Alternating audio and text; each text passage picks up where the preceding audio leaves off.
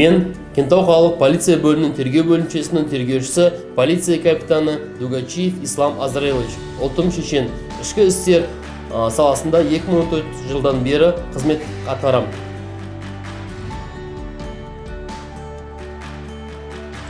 Жұмыс барысында іс құжаттарды қазақ тілінде жүргіземін. Яғни қазақ тілін жетік меңгеремін.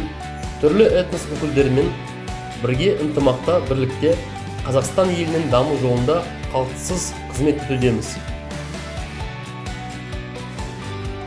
1 мамыр достық күні, бірлік күні, ұлттардың қосылатын басты күні. Бір ұлт болып бір жерде біргеміз, бір елді мәңгі өмір сүреміз. Бірлік достық айырылмас әніміз, бірге жүріп, бірге оны шырқаймыз. Орыс, өзбек, түрік бол, дос болудан қашпаймыз.